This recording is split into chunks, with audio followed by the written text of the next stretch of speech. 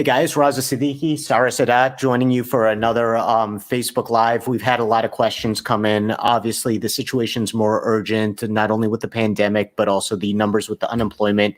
And we're out here trying to provide resources to a lot of friends, colleagues, members of our community, just anyone who can use help and anyone who needs to know more about how they go through this process. A lot of us, it's an unknown and scary situation that we need help navigating through. So as always, we are very lucky to have Jeff Jacobson join us. Sarah, is there anything you'd like to say? Sarah's making sure the stream goes good. So if you see her looking down the phone, she's making sure the technology is working, which is what we're to do. Definitely not ignoring you guys that are out there. I just want to make sure that our technology streams properly.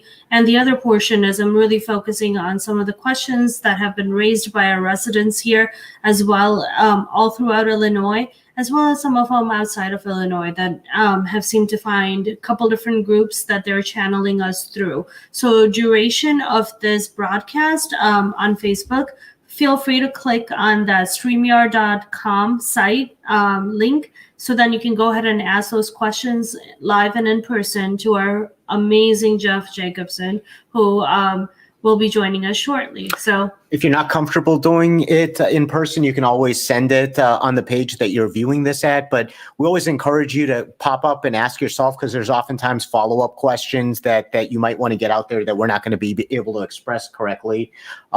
So without further ado, Jeff, I'm about to pop you up. So in 3, 2, Jeff Jacobson joining us. Tell us what's going on. I know you're obviously busy. You're researching the latest stuff. Tell us a little about yourself and everyone a little about yourself first, if you wouldn't mind.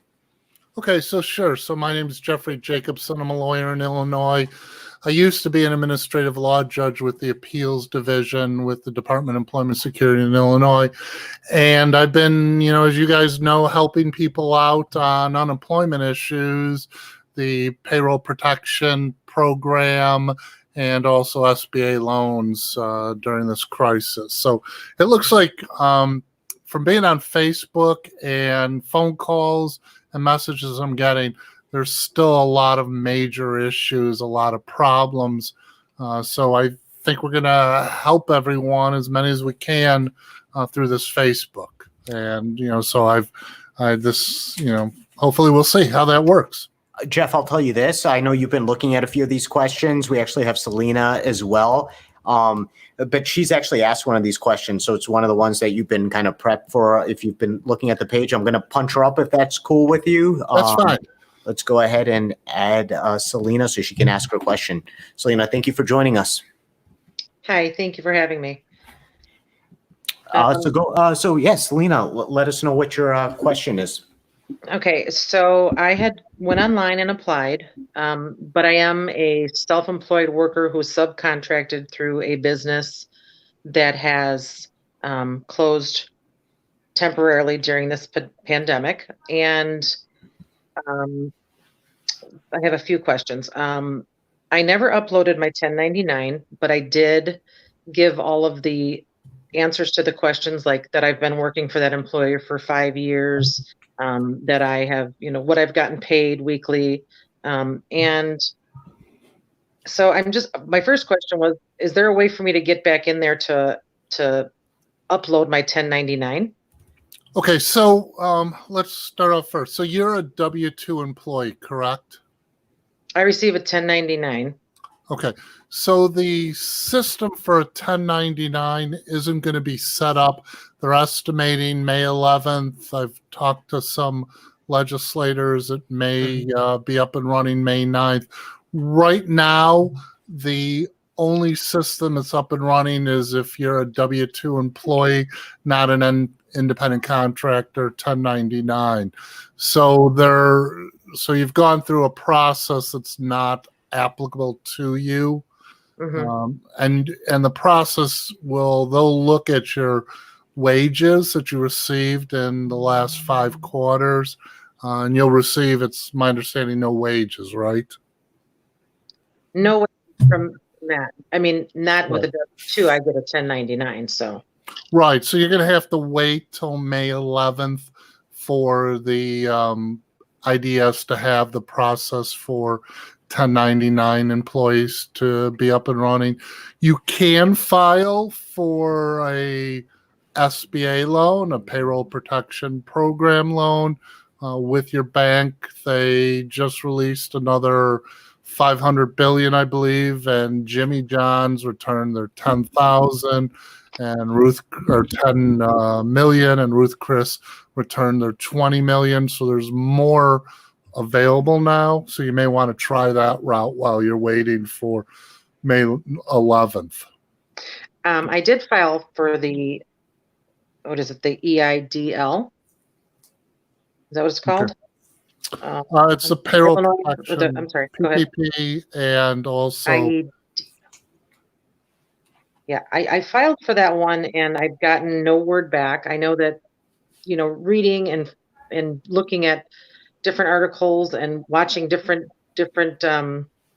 things online and on TV and stuff about different things, that they did obviously run out of money, but that if you had applied, they are going in the order as they're received, with as far as the new batch of money coming in.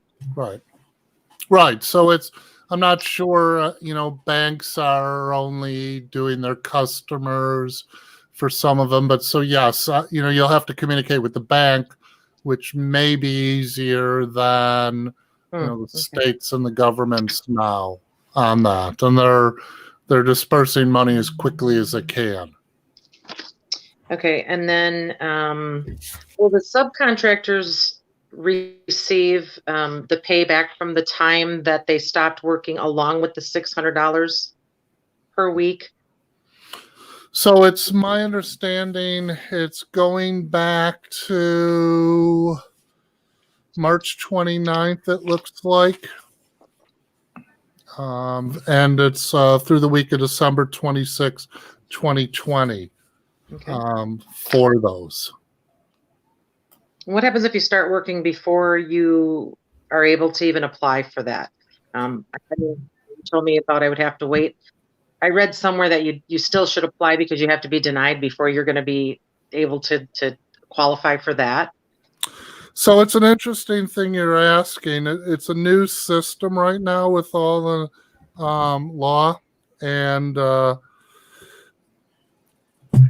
so how it used to be, you would apply once you're unemployed and you would be signed up immediately. Now with a huge delay, they're going retroactive. So if you haven't had work for a period of time and then you're back to work by the time you get to file, you would still be entitled to your period of time that you weren't working because of COVID-19. Thank you very much, Selena. We got a couple other questions that we're going to get to. Thank you. Thanks. And I just want to all the people who are watching, let you know, especially if you joined late, that this is Jeff Jacobson. He's been doing quite a few seminars with us on walking people through the whole process of unemployment, which is obviously new and scary and something that people are now having to kind of deal with. Jeff, you've done quite a few of these with us. You've been picked up by some local media outlets, which have also kind of tapped your skill set and some of the information, but what I do also want to share is that you're going to be doing this fairly regularly. Is that correct? That this will be a collaboration we'll be doing 1:00 on most weekdays. Tell us a little about why you're doing that and what's going on. Right. So I'm getting a lot of questions, a lot of problems from people, and it seems to be, a general problem. So I figured instead of trying to answer everyone individually, we'll do 1:00 every weekday until, it starts to slow down or there's no problems. But I think that's the best way to get the word out. People can still call me. I'll give you the office phone number. It's 331-222-9529, or they can wait for the next live show, because we're going to go over, I'll try to cover as much as I can. And I don't remember the unemployment claim number now. It's an incredible number. I don't know if you have it, Raza. Let's take a look. We got the Tribune right here from this morning. don't see it right now. Sarah's pulling it up right now, but yeah, constantly changing and not for the better. So At the the moment. unemployment claim number for their customer service center is 800-800-244-5631. One more time, 800-244-5631. And then also, if you're on hold and it's not 5 o'clock, at 5 o'clock, they won't take any more phone calls, but I'm being told stay on hold because they'll answer it. I know people are having problems. They're getting kicked out. They can't call in, but, stay on hold if you can once you are in the system. Okay, and we do have Cheryl waiting to ask her question. Cheryl, if you're ready, we're gonna pull you up. Give me a thumbs up if you're ready here, and if you are, she is ready. So we're gonna pop her up for her question. Make sure that all of our questions for all of our viewers get answered here today. Cheryl, thanks for joining us. Hi, Hi. Cheryl. Hi, how are you? My question is that I got my form to say to certify. I actually ended up getting 4 forms. Keep Wow. telling me to certify. I go on, it will not let me go online. It keeps telling me to call the 1-800 number. I call. They ask for my social security number. They ask for my PIN number. They don't ask me to create a PIN number. They just want it. I don't know where I'm supposed to get this PIN number if I can't even create it. I don't know if you've heard of this So- situation. Okay, so let's first deal with your problem. So have you received a day to certify? Yes. Okay, and has that already happened? Have you certified, or is it coming It up? has happened 4 times already. Oh, okay. And so when the day passes, or I've even been trying every day, I know they say try Friday or Thursday and Friday as well. So I'm on for hours. I keep refreshing, seeing if I can do it online. Can't do it online. So I call because they say you must do it. I must call. Right. And every time I call, and when I do get through to them, and I am able to certify, I am never asked to create a PIN. It's like they're assuming I already have one. Right. The PIN's created online. So if you were to be able to get on the system, you can create a PIN for calling in. Yeah. If you call the number that Sarah just gave out, I did, yeah. the other thing is I'm suggesting to people. So initially when we started this, 4 weeks ago, I suggested people fill out the applications and mail it in. The state didn't like that. They didn't know what they can do. Now they're saying if you can't get through, fill out the application, mail it in. So I would mail in something to the state. Someone will process it a little faster. Just a letter or? Yeah. Explain to them that you've tried to certify and you can't get on. Yeah. I did try to, I did 2 things. There's a form online that I tried to fill out a couple of times. Not to And certify. yeah, and that they don't respond to that. Right. I did get a response from my state representative that said they would look into the situation for me. I am still waiting for that, but I thought in the meantime that I would ask you, what you're suggesting. They were great. They responded right away saying that they would look into the situation.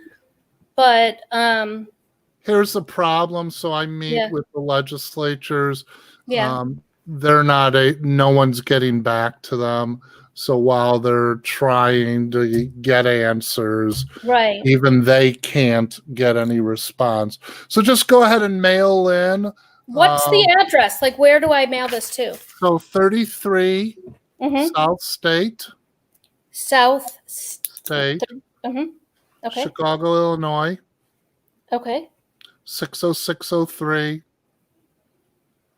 9th Okay. floor. Eighth floor. You can 8th Whatever floor. that Is it is. attention? Just attention? IDS. IDS?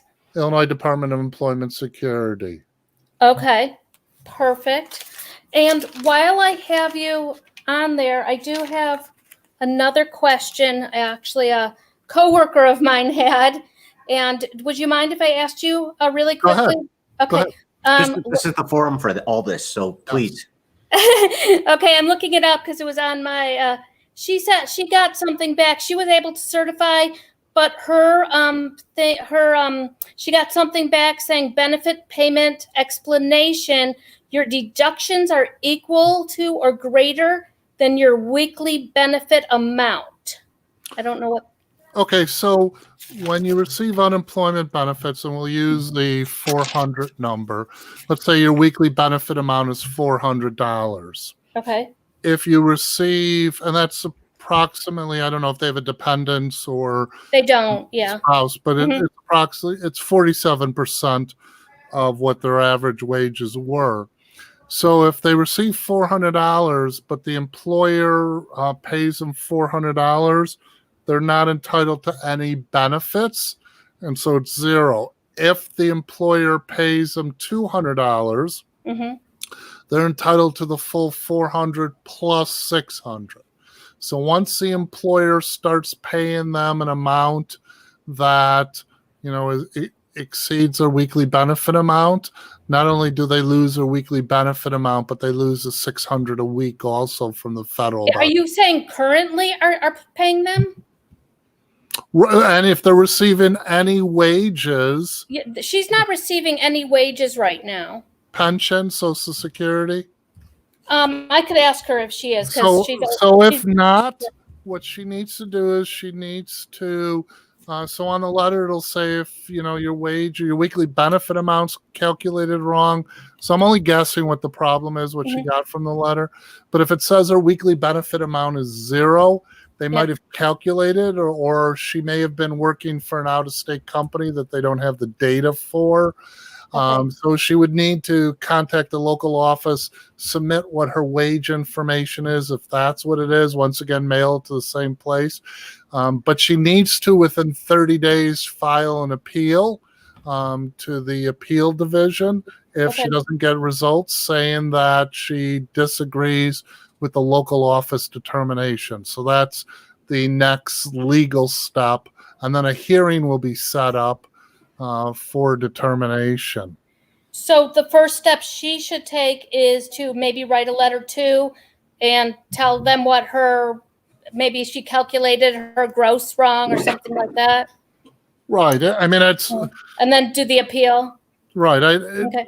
It does. I don't know what her letter says. So if it's her weekly benefit amount is zero, or she reported receiving wages, she answered the application wrong. There's a lot of stuff that could have been the reason. But if she's not receiving wages pursuant to statute, then she should be getting her weekly benefit amount. Okay. So do the appeal and write a letter. Right. So yeah. Perfect. Thanks for the questions. Thanks so much. So quickly, I want to, Raza, before you take Yes. over. So your weekly benefit amount is based on an annual salary that your wages that you received, and they go back for, it's a 1 year period. It's 5 quarters ago, 4 quarters ago, 3 quarters ago, and 2 quarters ago. However, if 5 quarters ago you didn't make much money and the last quarter you did, you can ask for an alternate year, which would be the last quarter and the 3 previous quarters for calculation. If you didn't make any wages in the last 5 quarters, your weekly benefit amount will be zero and you won't be entitled to any unemployment benefits. But we're getting a lot of problems with the calculation, or they don't have, it's out of state employers and they don't have that information and you need to send it in. But if you've already done that, you have 30 days to appeal. I don't know what's going to happen if you don't appeal within the 30 days. So, what are some of the problems you've heard about these out-of-state employers? I know we've had some issues where they were going to the wrong state. They were going to the state of the employer. Is this something that you've heard a lot from people? And what are some of the common repeating trends that you've noticed, some of the problems that a lot of people seem to be having? Well, so clearly if you work if your employment is another state, you work across the state lines, all the employers don't share the data with all the states. So you have to supplement your income. The second problem, and this isn't recent, is, some people have been and we should have talked about this earlier. Oh, Some talk about it people- whenever. We got all the time in the world. So whenever you want to bring it up, bring it up. So some people are designated as 1099s. Well, it turns out they're really not 1099s. They're really employees. But for tax reasons, they decide to be 1099s. So they eventually, because of the situation, they're not working. They don't really realize they're not an employee, and they file for unemployment benefits. So no wages were reported to the state because they were 1099s. So in that case, you have to show what money you received and send in that you were an employee and should have been an employee and receiving wages. It does create issues because the employee has to pay taxes on the 1099 if they didn't on the W-2 wages, an employer. And there's a famous case, messenger dispatch service claimed all their people were 1099s, and the state found that they weren't, and it was something like $3 million in fines and back taxes. And now all the people that work for them are W-2 wage earners. So this was a misclassification of the subcontractor-employee relationship that a determination was made, and then all subsequent people under the same work classification would then be subject to this ruling, correct?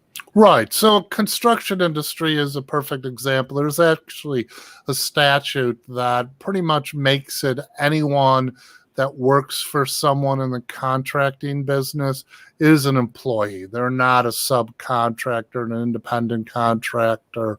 Unless it's their own company, it's a general contractor that's hiring a plumber, an electrician. But most of the time, they're W-2 employees.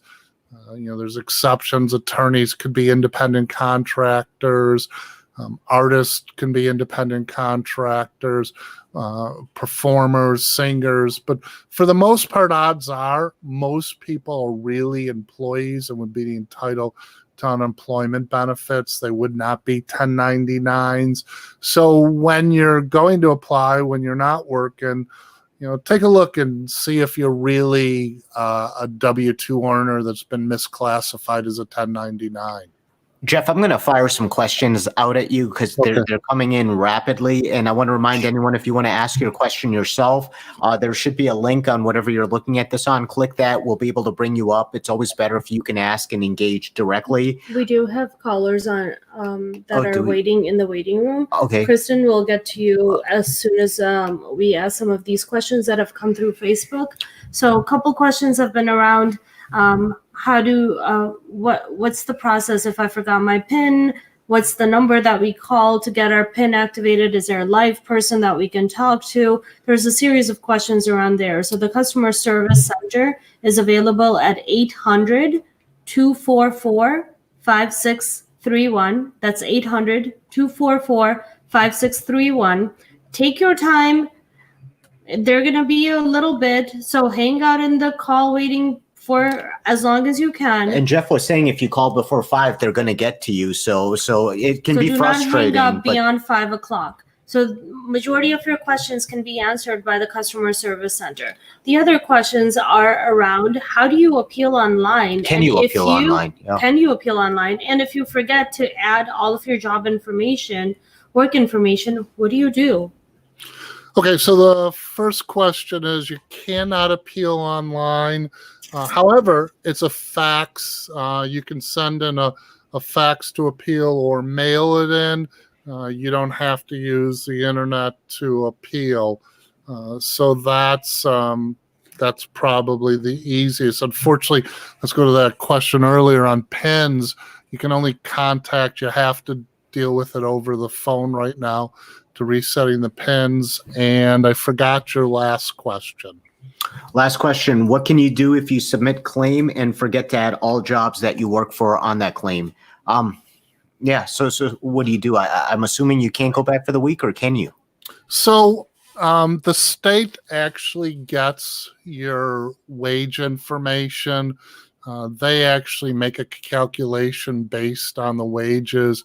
If you didn't submit out-of-state employer information, you can send it to the local office, which is right now the headquarters, and your information get calculated. If it doesn't get calculated correctly, within 30 days, file an appeal, to claim it.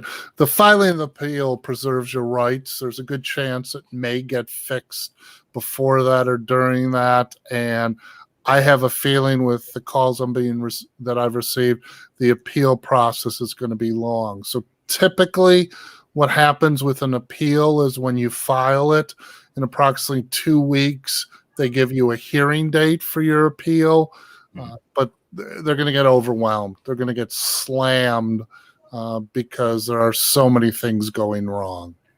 One thing I would like to ask is if you have asked the question and it's been answered, I'll just ask you if you're in the queue to just log off, because we do have other people who are trying to ask questions.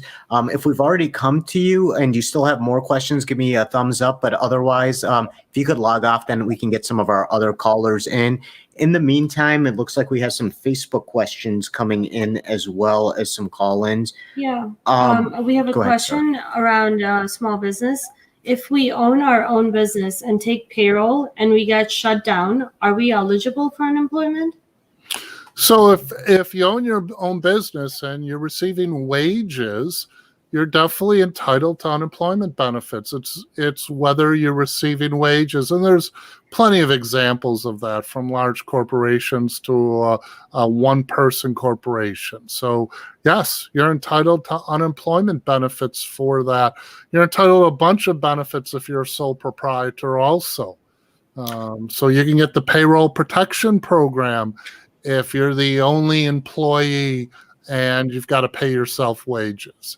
And as we talked about, you got to give 75% of those wages, 75% of the loan has to go to wages, and therefore then it becomes a gift. And if you're the only employee, I can't imagine 75% of it's not going to wages for you. Well, thank you, Jeff.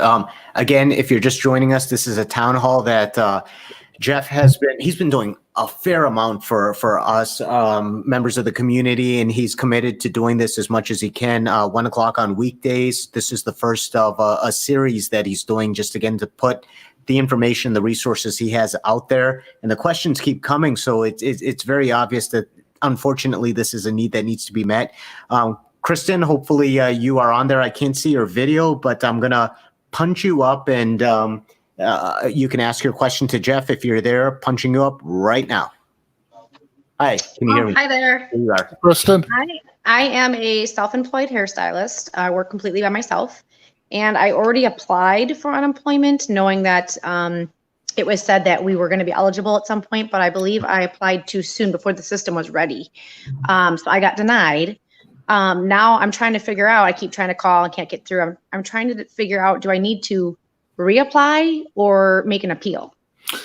Yeah, so it's not till the state is saying May 11th is when they'll have the system up and running. They're using Deloitte this time to do the software. So they anticipate May 11th, you will be able to file as a sole practitioner, non-wage earner. You should also, though, you are entitled to the payroll protection program now as a self-employed, so you should contact your bank, because apparently a lot of banks are only going to use in their customers, and try to see if you can get a loan, which would be 2.5 times what your wages were. So in the meantime, 1099 income was. okay, and I did talk to my tax person about that and looked into that a little bit, but as far as unemployment, I just wasn't sure if I should bother reapplying, or so you're saying just wait till May 11th and then apply again at that time.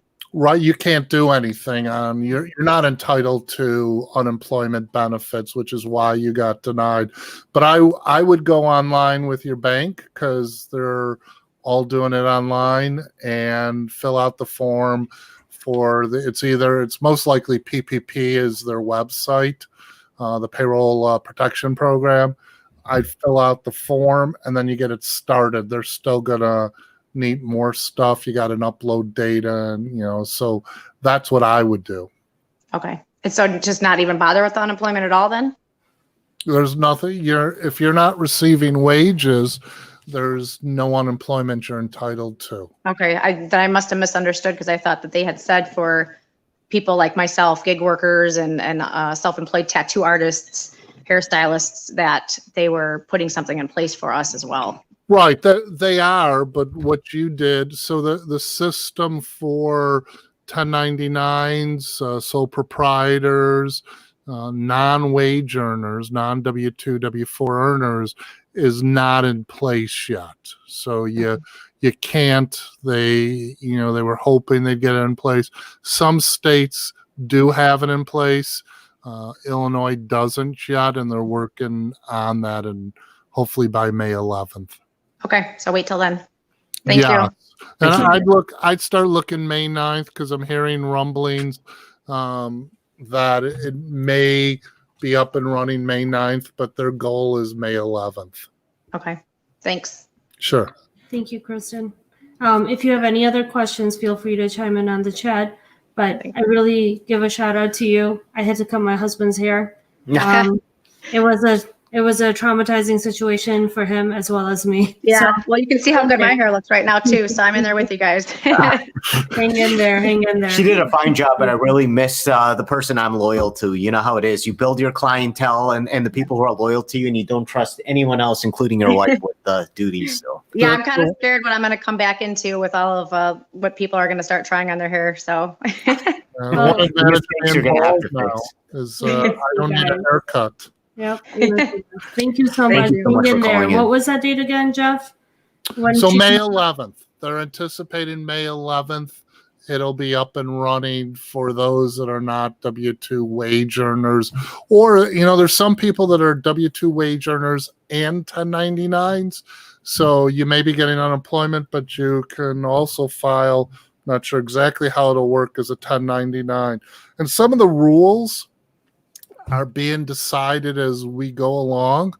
So, things may change on that front. we got a couple other questions coming in. Start sounding like you. Yeah. There's so many questions coming in. We're both looking at different screens here. One I'm seeing is, how does IDS calculate financials? What do they mean that you have exhausted your benefit? Exhausted. Okay, so you're entitled to 26 weeks of your weekly benefit amount, WBA, which is approximately 47% of what your actual wages were during the 1 year period that was calculated, your base period. And once you use up the 26 weeks, 26 times the weekly benefit amount, you have no benefits available. It's gotten extended by the federal government. So if on the 29th, is my understanding, you still had unemployment coming to you, yours would be extended for up to 13 weeks. If unfortunately now, so it's still being worked out, but it looks like if you expired on your unemployment benefits before March 29th, there might be coming down the line a program for those people that are still unemployed. If we own our own business and take payroll and we get shut down, are we eligible? Another question just asks. Yeah, so anyone so two things. If you're an employee, even of your own business, you're entitled to unemployment benefits. You've been paying in the SUTA and the FUTA, the federal and state unemployment taxes. You're entitled to unemployment. If also you're a business owner, 1099, dual, you're entitled to some of the other benefits. Payroll protection program, which I've been hyping about, and obviously when you got Jimmy John's and Ruth Chris getting $10 and $20 million, it's a great program, so you should be filing for it. You can probably do it in your pajamas on your computer, file for those. The Small Business Association has all sorts of benefits, so you should contact your bank and start applying before the money runs out. First come, first serve. Well, fantastic. Let me look through, see if we have any more questions. Or I have you actually seen have any? a few. I saw another one. I was on unemployment. One of the commenters was on unemployment over the summer. Then she went back to work at a new job for 5 months. She was laid off again on March 15th. Her case is open, but she keeps getting letters giving her new dates to certify. Should she just be patient, or should she continue calling? What do you recommend with this? So once you file for unemployment, so when you go through the process online and file and you're successful, you'll get a claimant number. And that means that you've successfully filed. Once you get a claimant number, you don't have to file again. If you don't get that claimant number, something went wrong. Also, they'll have you go to Workforce to apply for jobs. That system hasn't been working, so that won't happen. But your main focus is getting a claimant number. Once you get a claimant number, now you've filed for unemployment and you're in the process. The next step is you have to go online and certify for every 2 weeks. You get paid every 2 weeks, and you have to contact the state by going online, and they'll give you the day to certify. And you'll certify that you haven't received any wages or what wages you did receive from an employer. So it's wages from an employer, not 1099. There's a whole bunch of other questions. Did you go back to work? Are you working full time?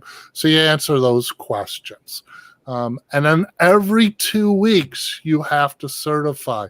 So it's not clear exactly. I apologize, but you should be getting the, information to certify every 2 weeks. I don't know what other letters you're getting. If you applied and got several claimant numbers, they may have this person down as several people, which means they would deny you because your Social Security would pop up for each one. So you would get denied for the 2 and subsequent ones. But so you should be going online for your certification day, do it. And then you're getting the money. So the money would typically come into your account about 2 to 3 days after you certify.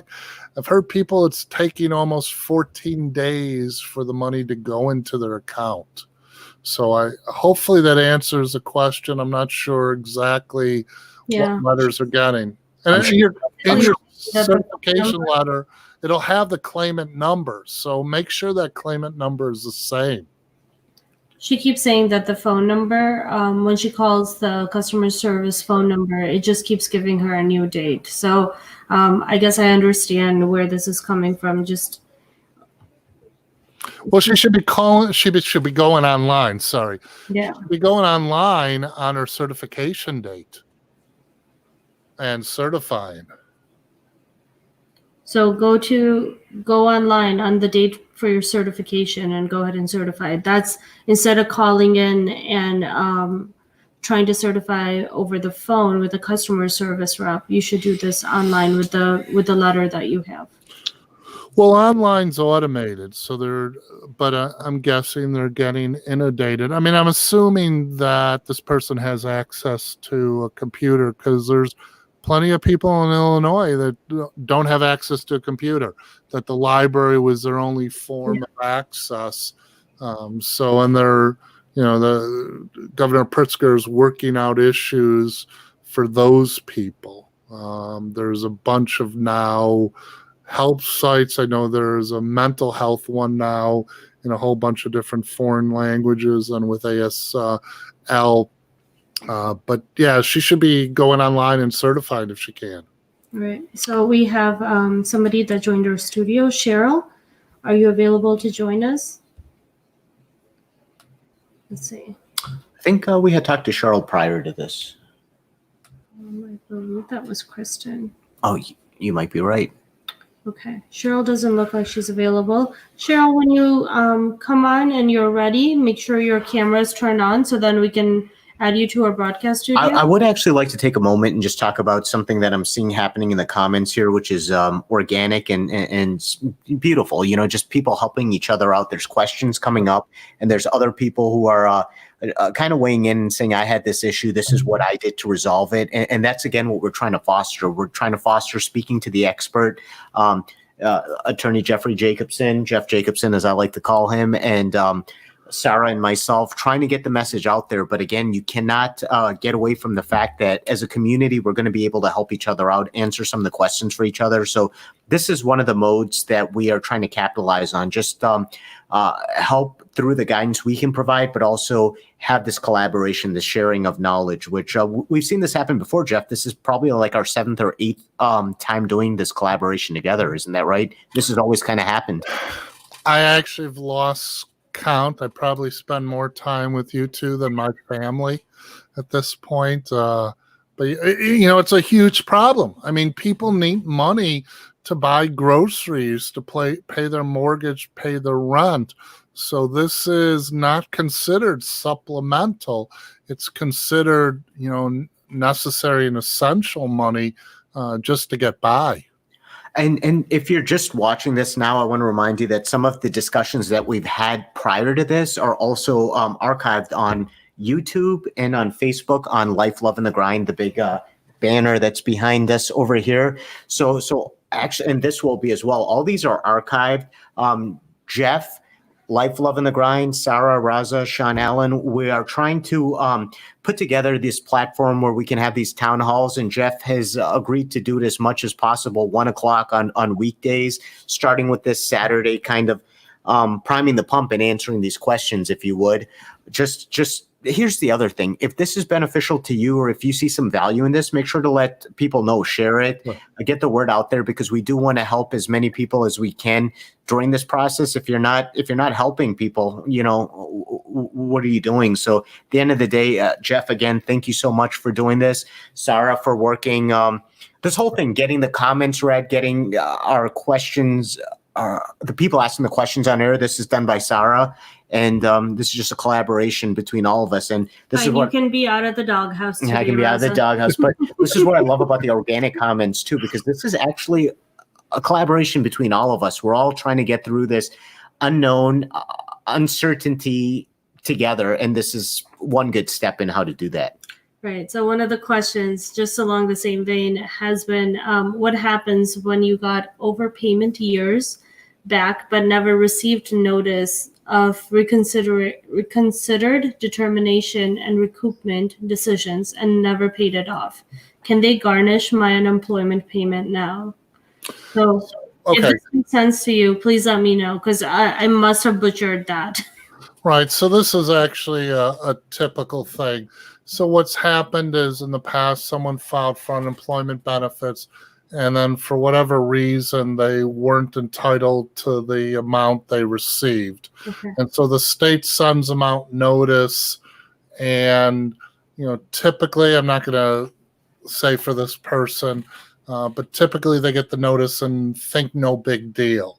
But that money is owed back to the state. And so the state has a couple means to get that money back. One of them is to file for civil suit, get a judgment, and start garnishing. The second way, and that's typically what happens, is they wait till the person files for unemployment and is entitled to unemployment, and then the money that they're owed gets taken from those unemployment benefits from them. And there's no statute on how long it could be. So I've seen that for the last 30 years where people apply, they're told they get benefits, and then all of a sudden they get notice that they're not entitled to it. So if that's what happened, that's unfortunate. They won't be receiving their benefit amount. And then depending upon how it is, they might not get any of their benefits amount at all. And they would have to, get employment, work that employment to reset it. I'm seeing some very specific questions being asked in the comments, and it might help to have some follow-up answers if you feel like you would like to dialogue with Jeff and explain your situation, because it might be better than just reading some of these comments out. Feel free to click the link. We'll be able to punch you up here so you can dialogue and explain the nuances of your situation. We'll try to get some generic answers. I'm reading one from Lisa. Why would my UI filing show $0 earned for 1 quarter of the 4 when you actually earn wages for that month. And that's one of those that if you could ask specifically, it would be helpful. But unless, Jeff, you can provide some sort of guidance for that, and I'm happy to read it again as well. So it just could be the employer didn't report it. Something happened with the communication, the software of it. So there's, I don't know why that's something that you would want to, contact them either by phone, mail, but make sure you file the appeal for 30 days, within the 30 days. So I don't, everyone has different reasons, and that certainly happens a lot where there's not a quarter that's reported. So some employers only have to report to the state income every quarter, and they, something may have just happened. Okay. That's fair. And again, I'd like to remind you, if you want to, we just saw a light pop up. Hopefully that was, that answered the question, that nailed it. But if you want to dialogue, remember, click on that link and we'll punch you up here. Let's see what else. I have a question. Please Actually, do. You don't have to raise your hands anymore. Oh, the question went away, huh? No, there's a lot of no. thank yous coming in. Wow. Thank you That's so all. much. What was that, Jeff? What was that? That's That was my just cat. She unfortunately likes to participate in these town hall meetings. Have her call in. Barbara actually asked 2 separate questions. So I'm going to try to read her first question. And then, Barbara, since you're online already, go ahead and ask us follow-up questions as we go. She states that I'm getting an error stating my start date cannot be prior to my date of birth or on her application. I cannot go back to check if I made an error. Is there any way to wipe out the information and start this all over? She's unable to get any rep on the phone call just to kind of start over an application. Is that possible? Okay, so all right. So it seems like she got an error as she was putting her employment information in. The year or something must have been prior to her birth year, and she's not able to go forward anymore, nor is she able to go back and correct that error. So if she didn't get her claimant number, which she won, and you can edit. If you go all the way to the end, it gives you all the pages and an opportunity to edit each individual page. But that being said, if she can't, she should start all over and just get another. Oops, did I lose you? No, you're here. No, yeah, we hear you just fine. Can you hear us? The cat stepped on my keyboard, so I lost everything. So she should go back to and start all over. You have some paperwork on your website as well. Tell us about that. You've taken. So I have, yeah. It's a little outdated now, but I try to keep some stuff there. So if you need to file and you can't get through, what you need to do is go to my website, jeffjacobsonlaw.com, and on the website I have the application for filing, and you fill it out and mail it in. Fantastic. Yeah, more questions. More questions are coming? Yeah, you guys ready? This I one. think I'm ready. Okay, cool. So Julie asks, I work 2 part-time jobs, but one of them was drastically cut, especially in the hours. Would she be eligible? If so, what should she put in the last day work for the other part-time job that she's still working on? Okay, so that's actually a great question. So if your hours got reduced, you're still entitled to unemployment benefits. You don't have to be completely laid off or not going to get work and receive wages. It's just based on wages. So if you have a dozen jobs and one of them you've gone from full-time to part-time, you're entitled to apply for unemployment benefits. However, you may be making enough from the other W-2 wages that you won't receive benefits, but you're still entitled to apply. And as I tell people there's no penalty to apply. There's no fee to apply. So if you think that your wages have been reduced and you want to, and you need the money, go ahead and apply. The state will let you know what your benefit amount is, assuming they're right. And as we see from a lot of these people, they're not always right. It's an evolving process. We're kind of learning as we go, it seems like a lot of times. So is there any more questions that we should be? So I'm going to answer. So Lisa asked, would a quarter of, that's not reported impact her benefits? Absolutely. So your benefits are based on 47% of the base period, which is the 1 year. So if you're missing 25% of your wages, your weekly benefit amount's going to be 25% lower.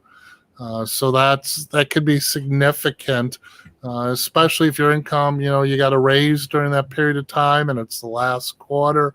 But you're entitled to those. And then also, as I mentioned every once in a while, as long as you're getting $1 in weekly benefit amount from the state, you also get another $600. So if you're getting $100 a week, your unemployment, you were getting $200 and now you're getting nothing.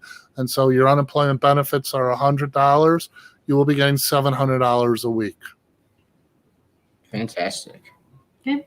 Lucas asks, I applied online, received a debit card in mail, never got an approval letter. Does this mean I'm approved? So it doesn't mean he's been approved. It means that his claim has been filed. He will get correspondence that, like I say, it's taken about 2 weeks for everything. He will get correspondence that states what his weekly benefit amount is. It'll be a 2-page letter. It'll say whether he's eligible for benefits or not. And let me just go over just an initial process. So when you first apply for benefits, because this is somewhat of an emergency situation, you've lost your job, you got to pay rent, you got to buy food, the state is supposed to issue unemployment immediately. Then someone at the local office makes a determination whether you're entitled to it or not. So let's say you applied for benefits and the employer said, well, they quit, and not related to COVID-19. So if you quit prior to this COVID-19 issue, not now, you're not entitled to benefits. So then the local office will send you a determination letter, even though you've been receiving checks, saying you're not eligible for benefits. And that letter then determines it. So with this person that got either a debit card or your bank account started, you may get deposits. It's a letter. It'll be a local office determination. They'll have your weekly benefit amount and it'll say whether you've been approved or not. Some employers are protesting. I know that some employers are claiming we have work for that person. They can come to work. We'll give them a safe environment. So, the next step is, if you're not happy with the local office determination, is to file an appeal within the 30 days. Well, that's great information. I just want to remind anyone who's watching, keep the questions going. If you want to ask the questions yourself, click on the link. We'll punch you right up here. And Julie actually had a follow-up question. Remember, Julie, when we were talking about having 2 jobs and one of them had reduced hours? For the first job, when she's actually filling out the information, it says, what's the last day worked? Does she talk about the last day worked as far as that job goes when her hours are reduced? Or is it like the last day worked because she's still currently employed with this other job? So I would put down the last day that your job is changed in hours. It's the application doesn't reflect all situations. I believe there's an other on the online form. You can put that into, but I would use the last day that your wages have changed. Jeff, what are some of the questions that you've heard from people? You've been doing this now since this started. We lost count of how many shows with us. In general, you've been doing it. What are some of the common questions? Have we gotten to most of them? Are there other things regarding either unemployment or PPP that we should be talking about that you think is general? Well, right. I mean, obviously, the number one question, which has been consistent from day one, is no one answers the phones. That's the number one. And there isn't a lot. I just want to harp on the fact, if you don't get results within 30 days, you have to file an appeal. Otherwise, it's presumed that that's a final decision and you're stuck with that. So that's probably one of the main things. The other thing is, they've been approved. They've got a notice that the money has been deposited in their account and the money has not been deposited. I've been telling people to wait up till 14 days. If on the 14th day they haven't received the money, then they need to contact someone. But that's how long it's been taken. And I think I was just looking, 26 million people have filed for unemployment, and so it's a huge number nationwide. I think I saw on the news, some of the states have hired, a couple thousand new people to take the calls. Illinois hasn't, although I don't know that it would really help because a lot of these questions are hard to answer unless you have experience. So I don't know that it would help having someone that just got employed and went through a few days training. But which is why I'm doing this. So, well, fantastic. And you'll be joining us every day this week, 1:00. Joining us, doing it solo, any which way to get that message out there. We appreciate that. And just if you're joining us for the first time, this is generally how this collaboration works. And even as I'm asking questions are coming in, which we're going to get into, Jeff's got the knowledge. I mean, he's worked in the unemployment division. Sarah and I have a little bit more expertise and knowledge in delivering messages and in getting the technology going. So the three of us together are in a position where we discuss this, where we can really help people out in a situation like this. And so far, I think it's been very helpful because we've been able to answer a lot of questions. And Jeff, we appreciate. And I can totally relate with one of the Facebook comments here. It is a very stressful situation with three babies. You have three babies. I have three babies plus a husband and a full-time job right now. So I'm grateful for my job, but it is a very stressful time and it is extremely, extremely trying time. So patience is virtue in any situation, but especially this one. Just be patient, be persistent, and try to find creative ways of, getting out there and asking your questions. I really appreciate everybody that has logged into our chat here and will continue to engage. We got with one Jeff more question. Jacobson. We should probably. Actually, I and- do want to do a shout out for you guys, because if it wasn't for Life, Love, and the Grind and Raza and Sarah, my knowledge would be meaningless because I wouldn't be out there in public. So, I want to thank you two and Sean Allen for doing this, because without your ability and the technology, this would be worthless. So, all right, go to the next question. Next question. And definitely a shout out to Heidi that I think I just saw walking in the back for lending her husband to us. I totally appreciate it. And the cat for keeping us engaged. Yeah, so Selena was actually with us a little bit earlier. So this will be our last question. And then I promise I'll let Jeff go for today. Last question for today. But remember, guys, 1:00 every weekday. So we have a second chance at this. Keep questions coming in the forum. We're going to keep answering as long as we have to. So Selena's question, you remember she was on the call earlier. She says, do I need to reapply when they're accepting applications for self-employed subcontractors? Remember, she already applied last week and received the debit card.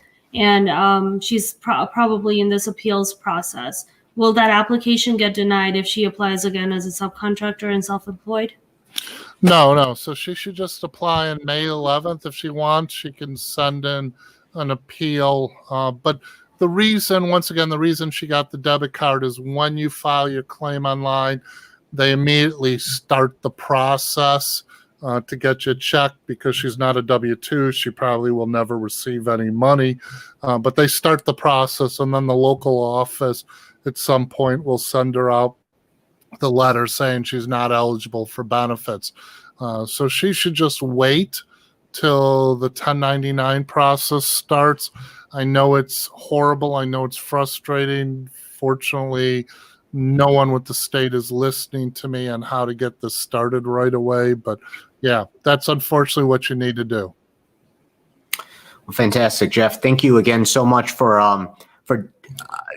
again answering questions for us. I'm seeing a lot of the comments. There's a lot of thank yous coming in for sharing your knowledge with us, and we're going to continue to do it. There's questions coming in every day. We're going to give you a break tomorrow, resume 1 o'clock Monday until we can't resume anymore, because we're going to be here for you guys. Hopefully by that time we'll be back at work. And if people can just, if they don't mind doing me a favor and going to the Google for Jeff Jacobson Law and just rating their experience, that would be appreciated. So, well, Jeff, I'm going to do that right now, because I just from the people I've talked to in my own industry, and then from people in the community who have joined us today, it's just exceptional what you're doing.